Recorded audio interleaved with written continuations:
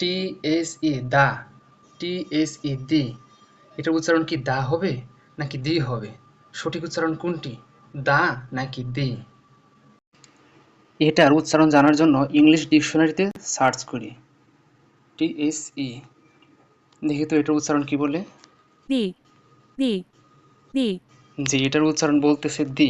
আবার এখানে নিচে উচ্চারণে দি আবার দা দুটোই দেওয়া আছে। আমরা হয়তো দা এবং দি এর ক্ষেত্রবিশেষ উচ্চারণ জানি না, কিন্তু আমরা আমাদের দাদির সিবি তো জানি। দাদির সিবি জানলে আমরা এই উচ্চারণগুলোও পারবো। দাদির সিবি এটা একটা ফর্মুলা, সহজে মনে রাখার জন্য। দা দি এর সিবি এটি মনে রাখলে আমাদের আর উচ্চারণে ভুল হবে না। দা এর সাথে সি এবং দি এর সাথে ভি ভাগ করে নিব।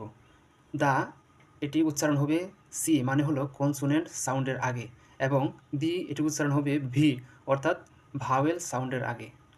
এক কথায় দাদির সিবি মানে হলো কনসোনেন্ট সাউন্ডের আগে দা উচ্চারণ হবে এবং ভাওয়েল সাউন্ডের আগে দি উচ্চারণ হবে। যেমন দা সান, এখানে কনসোনেন্ট সাউন্ডের আগে দা উচ্চারণ হয়েছে।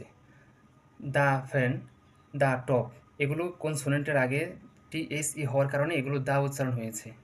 আবার যদি এটি কনসোনেন্ট না হয়ে ভাওয়েল সাউন্ড হয়, যেমন এগ, তখন উচ্চারণ হবে দি, দা উচ্চারণ হবে না। দি এলিফ্যান্ট, দি আমব্রেলা, এখানে শুরুতে এস অর্থাৎ কনসোনেন্ট থাকলেও সেই কনসোনেন্টের উচ্চারণ হয় না, বরং পরবর্তী ও এই ভাওয়েল উচ্চারণ হয়। এজন্য TSE দা না বলে দি বলবো, যেহেতু এখানে ভাওয়েল সাউন্ড উচ্চারিত হয়েছে। দি অনেস্ট ম্যান। আশা করি আমরা বুঝতে পারলাম কখন দা উচ্চারণ করব এবং কখন দি উচ্চারণ করব। দাদির সিবি মনে রাখলে আমাদের সে উচ্চারণটি সহজ হয়ে যাবে ইনশাআল্লাহ।